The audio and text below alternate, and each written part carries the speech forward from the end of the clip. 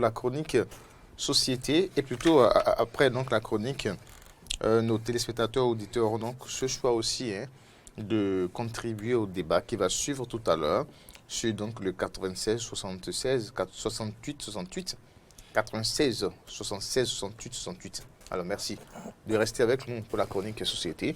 Vous pouvez également écrire sur la page sur la chaîne YouTube aussi, puisque vous nous suivez en direct également sur YouTube. Modeste Onekonji va se charger certainement de nous faire convoyer les messages. Alors, Arnaud Moriagua, on enclenche directement avec la chronique société. Tout à fait. Nous devons redoubler de vigilance. Beaucoup se comportent comme si nous avons définitivement vaincu la COVID-19 au Bénin. Les habitudes et comportements liés aux gestes barrières semblent être relégués au passé au point où l'on peut voir des gens tout à l'aise sur les motos sans leurs bavettes. Elles sont plutôt réservées aux mentons. Les bavettes qui étaient comme le ticket obligatoire avant de monter sur un taxi moto appelé Zémidian est désormais négligé au point où, sans aucune inquiétude, vous pouvez vous déplacer d'un point A à un point B sans que votre Zémidian n'exige la bavette. La COVID-19 n'est pas terminée. Ce n'est pas parce que la bataille médiatique semble baisser d'un cran qu'il faut négliger les gestes barrières. La COVID-19 n'est pas terminée. Ce n'est pas parce qu'au Carrefour, nous ne voyons plus des hommes en uniforme faire le contrôle des masques que nous devons penser que tout est fini et que nous sommes sortis d'affaires. La COVID-19 continue bel et bien de tuer des gens, comme l'a mentionné le ministre de la Santé dans son point de presse du mercredi 20 janvier 2021. Avons-nous en réalité besoin des gendarmes derrière chaque Béninois avant que tout le monde ne prenne la mesure des dangers encourus face à cette pandémie? Malgré toutes les sensibilisations, de nombreuses commerçantes continuent d'aller au contact de gens inconnus devant leurs marchandises sans la moindre préoccupation. Aucun dispositif de lavage des mains dans le coin, ni de bavette portée par les commerçantes et les acheteurs. Les deux se regardent comme rien n'y était.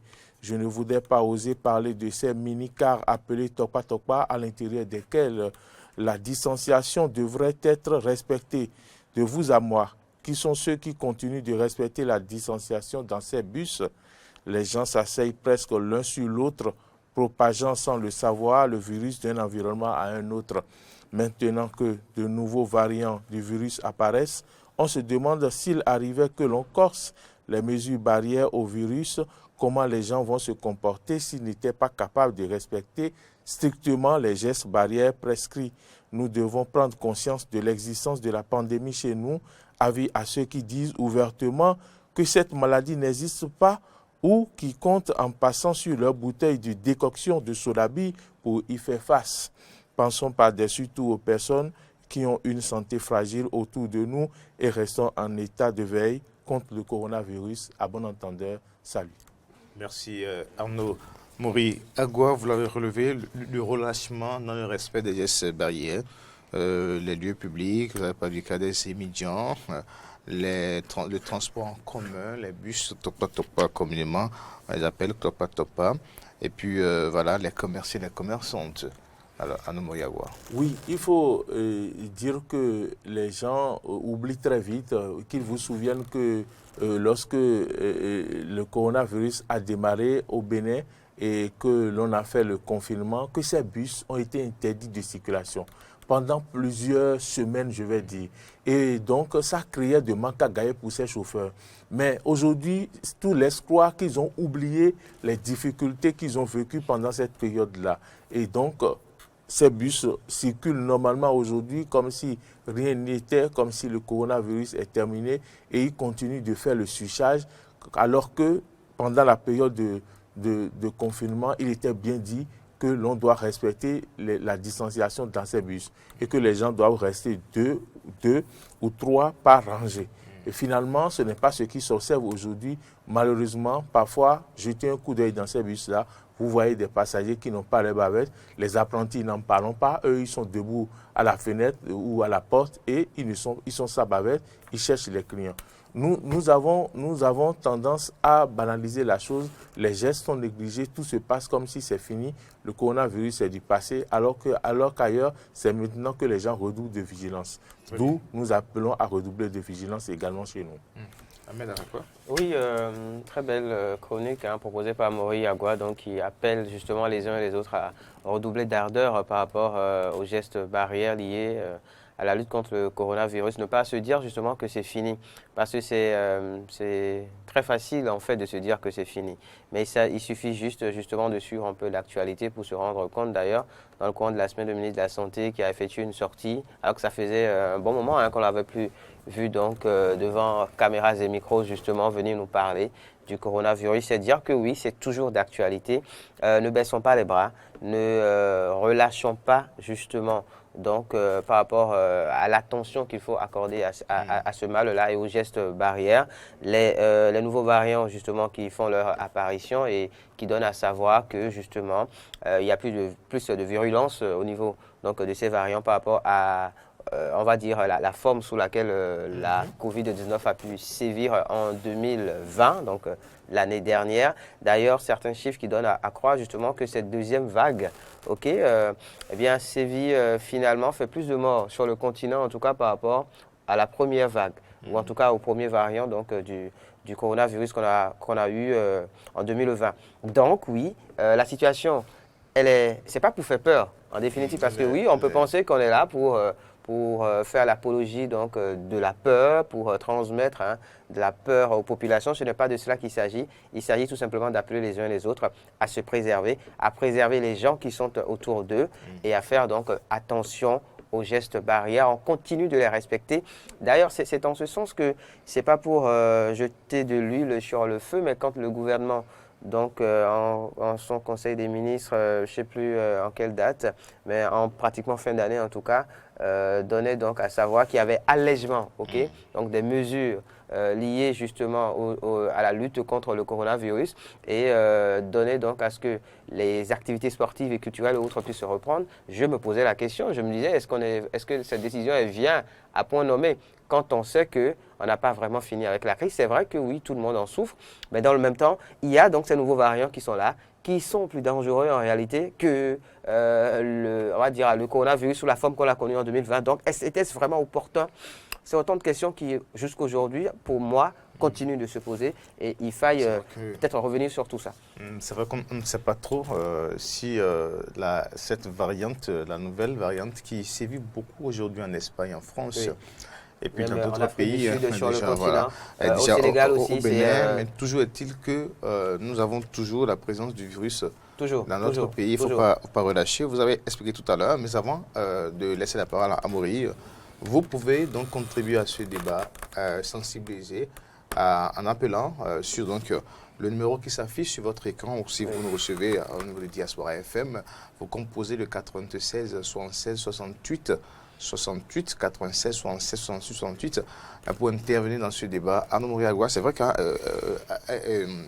l'a soulevé tout à l'heure, c'est vrai qu'entre-temps, on voyait donc le ministre de la Santé avec tout son cortège faire le point régulièrement. Chaque semaine des débats organisés par la DICOM, le RTB et puis d'autres chaînes.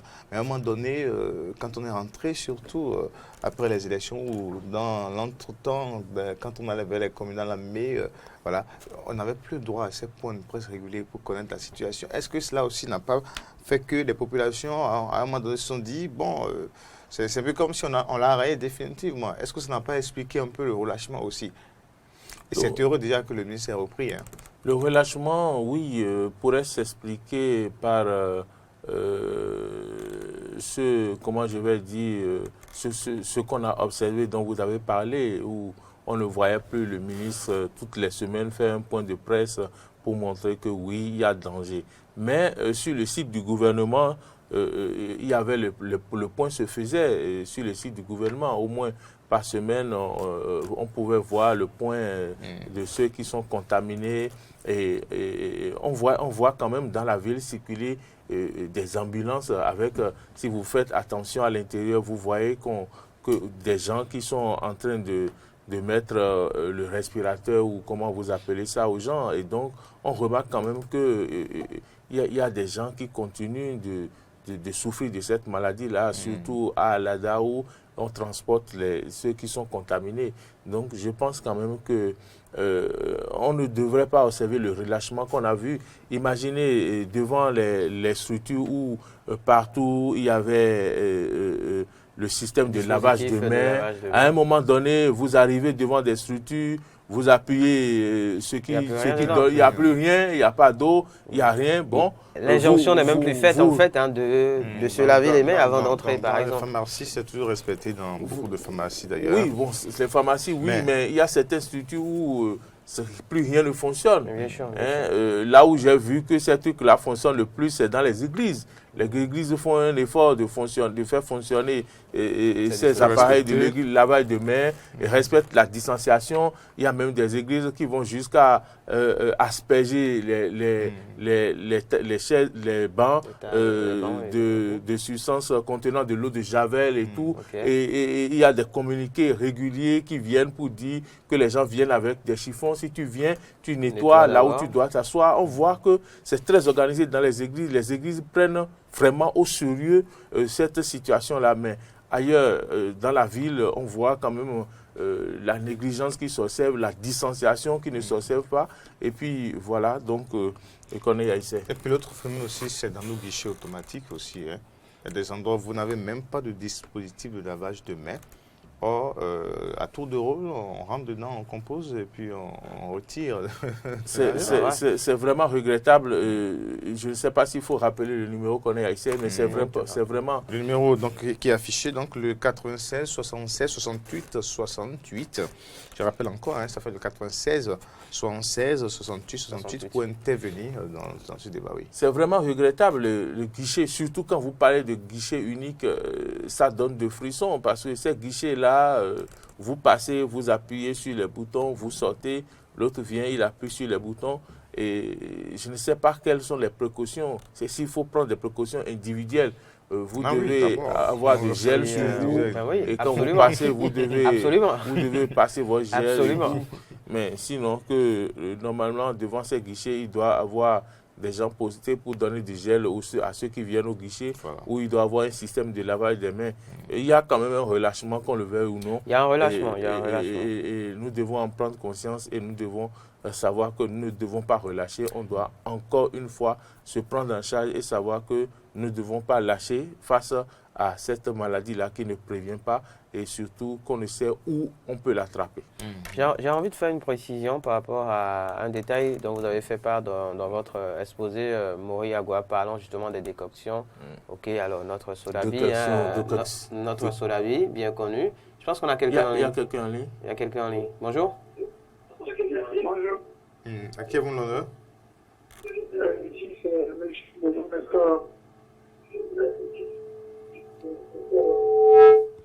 La qualité sonore n'est pas bonne. Alors, il est toujours avec nous? Oui, il est là. Président Nestor, c'est bien cela. Bon, allez-y pour votre préoccupation. Je pense qu'il va falloir qu'il nous rappelle, parce que là, c'est pas bien. C'est pas bien, la qualité n'est pas bonne. Donc, je tenais à faire cette précision. Oui, notre liqueur nationale, ok, le Solabi. Alors après, vous appelez ça liqueur nationale? Ouais, si vous le voulez, voilà. Donc après, on y mélange ce qu'on veut, d'accord, des tisanes et autres, le Solabi. Et pour d'aucuns, justement, c'est la solution. Un autre auditeur en ligne. Bonjour. À qui avez l'honneur? Bonjour. Bonjour, présentez-vous. Pardon? Moussa. Moussa. Moussa. Ok, Fataya Moussa. D'accord. Allez-y. Oui, merci. Et en fait, par rapport à cette pandémie, nous devons nous réduire de vigilance. Mais la remarque qu'on dit, c'est que même dans les lieux d'administration, les gens ne sont pas respectés. Or, on a dit que c'est lieu peut-être des employés pour la population. Donc, on a arrêté de gagner une commence par soi-même. C'est que dans l'organisation, c'est que le fait de c'est pas respecté. C'est ce que je dis. Merci. Merci. Merci. Bonne journée à vous. La qualité n'était pas très bonne. La qualité n'était pas oui, très oui. bonne, mais il disait que la charité bien ordonnée Commence commence par par soi-même, soi-même. oui, la Donc, responsabilisation la individuelle. responsabilisation individuelle. Et pendant qu'il parlait, je pense à ces lieux, à ces bars, à ces endroits où l'on s'agglutine. Mais les gens ont oublié le Covid-19. Les gens ont oublié le Oui, Covid-19. Vous rentrez dans les le lieux, mal, c'est les ça. gens sont assis. Le mal, c'est ça. C'est-à-dire que, comme je le disais, il ne s'agit pas de transmettre de la peur aux gens. Il ne s'agit pas de vouloir peut-être faire mal. Quelqu'un Ok. d'autre en ligne, Un quelqu'un autre d'autre en en ligne. ligne, Bonjour. bonjour. Oui, bonjour. Bonjour. Bonjour, chers amis téléspectateurs ou auditeurs. Vous nous appelez d'où? On vous appelle comment?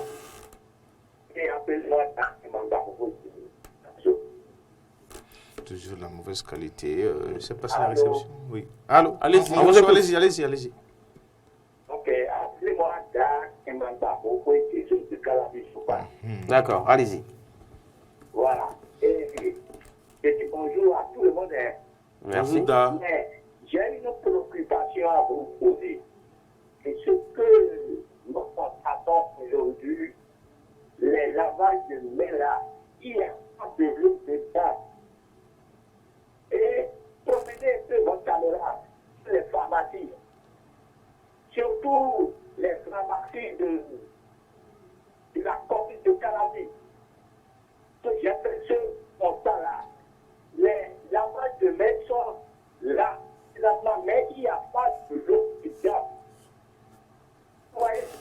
Et ce constat-là, ça me fait allez-moi à la mer de Calabi. Pour l'entrée, à l'entrée, regardez la lavage de mains qui est à l'entrée. Et prenez votre caméra dans la maison, vous voyez vraiment ce que nous disons. C'est véridique. Et D'accord. surtout, ok, à tout à l'heure. Merci. Merci. Merci, Da. Merci, Da. Oui. Voilà. Oui. Voilà. Oui, qui disait de très belles choses quand même, hein, Ouais, qui a oui, donné donc des c'est un exemples, sujet, justement. qu'on Va ira peut-être trouver falloir certainement, aller vérifier tout ça. constater Il cela. va falloir aller vérifier tout ça. Donc, Voilà. pour revenir sur ce que je disais, oui, notre Soyabi, ok, national, bien connu, cela ne constitue en rien un remède, ok, face au coronavirus. Je pense qu'il faut le préciser aux uns et aux autres. Ce n'est pas la solution face au coronavirus. Autrement, je pense qu'il y a très longtemps que les chercheurs et autres auraient, on va dire, porté l'information au grand public. Donc, ce n'est pas la solution. Arrêtez ça, ok. Et tout ce qu'on nous dit aussi, l'eau chaude et autres, il ne s'agit pas de cela autrement. On aurait porté toute cette information comment dire, Si vous sentez au grand des public. signes, Soyez allez des vous signes, vous allez rendre. dans un centre, Voilà. allez faire le test. Merci. Mettez-vous en quarantaine, parlez-en à ceux que vous avez pu côtoyer sur les derniers jours et faites vraiment les gestes utiles, s'il vous plaît. Merci. Vu que le Déjà, sujet bonne intéresse conclusion. beaucoup. Absolument. Tout à fait. Alors, c'est fini pour Matin Eden, vendredi 22 janvier. Merci à toutes et à tous. Agréable moment de week-end en compagnie de nos programmes. Et puis, Anno Moriagua, Ahmed Arepa, Au on revoir. dit au revoir. Ciao. La semaine À lundi prochaine. prochain. Au revoir. Ciao. Allez.